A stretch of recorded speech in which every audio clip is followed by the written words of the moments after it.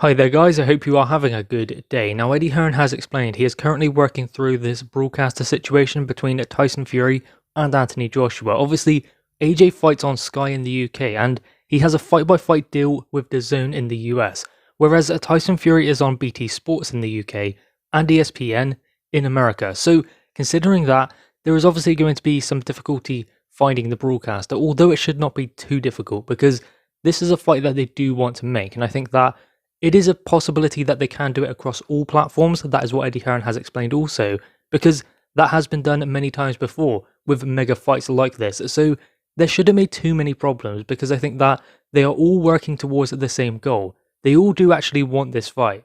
And considering how far they've gotten so far, this shouldn't be too much of a stumbling block. Now, of course, there are things that certain broadcasters are going to want. There are certain things that need to be stipulated in the contract when it is drawn up to be signed, which should be in around 2 or 3 weeks according to Bob Arum. Although there is kind of a conflict of interest between those two where Eddie Hearn says it's 90% done, Bob Arum says it's 95% done, then they talk about the location, Bob Arum says it's sorted, then Eddie Hearn comes out and says it's not, so they're kind of going back and forth. Who do you take the information from and say, okay, that's the truth and this one's not so good, it's not such a good source?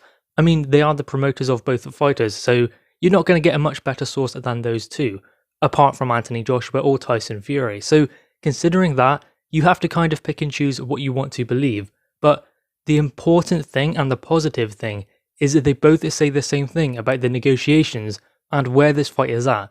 What is interesting is the complexity of the situation with regards to broadcasters, because they each have a broadcaster in the UK and they each have a broadcaster in the US. I guess you could say maybe Anthony Joshua doesn't, considering he is on a fight-by-fight deal with DAZN, which was probably a very smart decision to take anyway. I mean, look at the money Canelo's getting paid, considering he's not a DAZN fighter. He got a lot of money for that Callum Smith fight. So AJ fights fight-by-fight in the US, but he is on a contract with Sky in the UK. Whereas Tyson Fury does have a deal with ESPN and he also has a deal with BT Sports in the UK. But I don't expect that to be a problem. I think if they can get a deal sorted with the UK broadcasters, then they can do it with the US broadcasters as well. It should not be too hard, considering there is a good relationship between Frank Warren and Bob Arum, and between obviously DAZN and Sky Sports, although DAZN are kind of coming into Sky Sports territory in the UK and BT Sports territory as well, because they are starting up in the UK $1.99 a month for their service on an app-based format. But still, one thing we have seen in the past is there are ways of making these fights happen. We've seen BT fighters come and fight Matchroom fighters because they are mandatory, not necessarily because they want to work together, although Frank Warren did put together that kind of sheet of Dillian Whyte versus Dubois and many other fights like that. So he did want to work with Matchroom, but there was obviously this situation between Eddie Hearn and Frank Warren where they were supposed to have a meeting, sit down, hash out, and try and make these fights happen. But that didn't happen again. And the reason why it won't happen now is because of something Eddie Hearn said about Daniel Dubois and the legitimacy of his injury during the Joe Joyce fight. That is why the meeting will no longer happen. So that relationship is kind of strained once again. But with regards to the negotiations between Anthony Joshua and Tyson Fury, Bob Arum and Eddie Hearn are the ones who seem to be working out this deal, not Eddie Hearn and Frank Warren. And that is a smart move because I think that that is the only way to make the fight. Neither of them really like each other. I don't think Eddie Hearn's a huge fan of Bob Arum aside from the respect he has for him in the promoting game, and vice versa for Bob Arum. But they just want to work together. They want to make this big fight happen. So that is why they are willing to put all of that aside and go ahead with it. You would have to consider that if it was a Frank Warren and Eddie Hearn, there would be too much back and forth. There would be too many obstacles to overcome on either side for that fight to be made. So it is a smart move having Bob Arum and Eddie Hearn hash out the deal, as opposed to Eddie Hearn and Frank Warren. And what also does make it easier is the fact that Bob Arum is situated in the US, whereas Eddie Hearn is situated in the UK. Of course, Eddie Hearn has DAZN in the US that he has a platform deal with, but still, considering they're not necessarily rivals in the same country, if it was Eddie Hearn and Bob Arum both in America, or Bob Arum and Eddie Hearn both in the UK, there would be a little bit more of a strained relationship between the two of them, because they are rivals. I mean, they are rivals in the US, but as I said, Eddie Hearn is situated in the UK. That is where he has built boxing on Sky Sports, and he's doing it in the US also.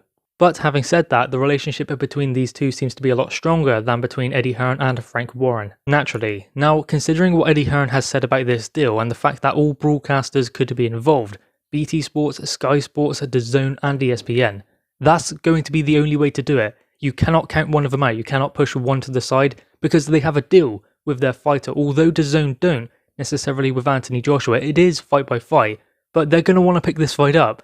Are DAZN not going to want undisputed in the heavyweight division? Of course they are. So they're going to do everything in their power to ensure that they get a piece of the pie with regards to this undisputed fight. It's just how they do that, considering all of the other platforms have deals with that fighter, whereas DAZN actually don't. But Anthony Joshua is in fact signed with Matchroom Boxing, obviously because they promote all of his fights, and they find a UK broadcaster, which is obviously Sky Sports. He is actually tied to them. And a US broadcaster, which is at the moment DAZN, they show all of his fights in the US. It was a deal that was obviously 3 years in 2018, and Matchroom have what, $1 billion deal with DAZN, or £760 million in the UK that would be. So obviously Matchroom are tied to DAZN with that respect to try and get them the best fights. Although that pot does not account for Anthony Joshua or even Canelo, even when Canelo joined DAZN, that was taken from a different pot, from the one that Eddie Hearn was given to make these big fights, to bring big boxing to DAZN. So considering that money that Eddie Hearn was afforded will not account anywhere towards the Anthony Joshua versus Tyson Fury fight, because AJ is signed to Matchroom. Matchroom are signed to DAZN, but Anthony Joshua is not tied to them. With regards to those broadcasters also, it won't just be Eddie Hearn, Frank Warren and Bob Arum that hash out that deal. The broadcasters will be in communication with one another to sort this out. They won't just leave it up to the promoters of those specific fighters. That has never been the way it works. That's not the way it worked for Floyd Mayweather versus Manny Pacquiao. Showtime and HBO had consistent dialogue in the build up to that fight to make sure the deal could be made and to make sure both parties were appeased and happy with their deal. Because if a fighter is signed into a multi-fight contract with a broadcaster, then they have an obligation to fight on that platform. So when the opportunity arises to go to a different platform, and even if it's to make more money or to make a bigger fight, that broadcaster still has that deal in place. They still want the best from that fighter. And what that deal will stipulate is that they cannot fight on any other platform. That's the whole point of the deal being made, aside from big fights, aside from an undisputed fight where a dual platform deal is needed to make sure that the fight actually happens. In this case between Anthony Joshua and Tyson Fury, that is the situation that we are in. But that does not make it impossible for this to happen, for a deal to be made, because there would have been dialogue between the broadcasters anyway. If they are going to make a fight like this, they would not only just be starting those conversations now, talks would have been going on for the last couple of weeks while Eddie Hearn and Bob Arum are sorting out the nitty gritty. The broadcasters will already know what they want. They will already have had dialogue with the other platforms to ensure that they can hash out a deal to make this fight happen. They wouldn't be this far into making the deal, with the deal apparently done but just not signed just yet according to Eddie Hearn. So considering that, they would have had talks, they would have planned for what can happen with regards to who stages this fight, and can it be across all platforms or not? I say it can be. I don't see any reasons why it can't. But guys, anyway, what are your thoughts on this? Make sure you leave your thoughts in the comments below, leave a thumbs up, and subscribe if you are new. Thanks guys.